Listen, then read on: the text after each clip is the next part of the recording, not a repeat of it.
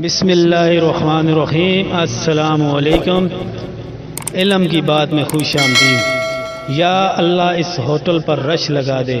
ہماری فیکٹری کے قریب ایک ناشتہ پوائنٹ ہے، اکثر وہاں ناشتہ کرنے جاتے ہیں۔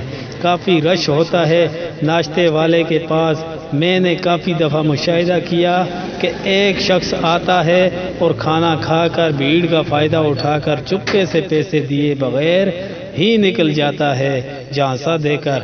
ایک دن جب وہ کھانا کھا رہا تھا تو میں نے چپکے سے ناشتہ پوائنٹ کے مالک کو بتا دیا کہ وہ والا بھائی ناشتہ کر کے بغیر بل دیے رش کا فائدہ اٹھا کر نکل جاتا ہے۔ آج یہ جانے نہ پائے، اس کو رنگے ہاتھوں پکڑنا ہے۔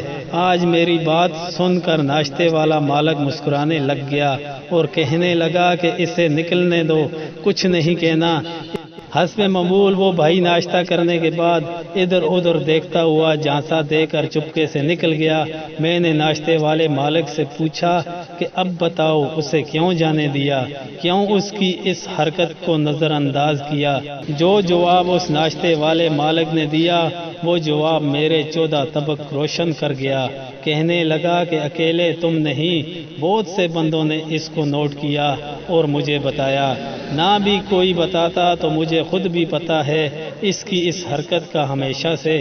کہنے لگا کہ یہ سامنے بیٹھا رہتا ہے اور جب دیکھتا ہے کہ میری دکان پر رش ہو گیا ہے تو چپکے سے آ کر کھانا کھا کر نکل جاتا ہے۔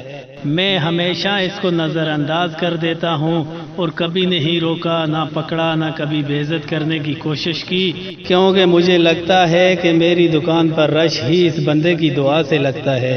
یہ سامنے بیٹھ کر دعا کرتا ہوگا کہ یا اللہ اس ہوٹل پر رش لگا دے تاکہ میں اپنی کروائی ڈال سکوں، اور سچ میں رش ہو جاتا ہے۔ ہمیشہ جب یہ آتا ہے میں اس کے اور اللہ تعالیٰ کے درمیان دعا اور قبولیت کے معاملے میں ٹانگ اڑا کر اپنی بدبختی کو دعوت نہیں دینا چاہتا۔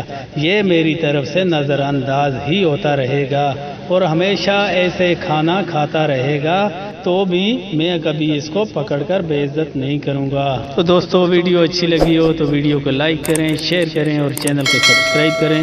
پھر ملتے ہیں نئی ویڈیو کے ساتھ، تب تک کے لیے اللہ حافظ۔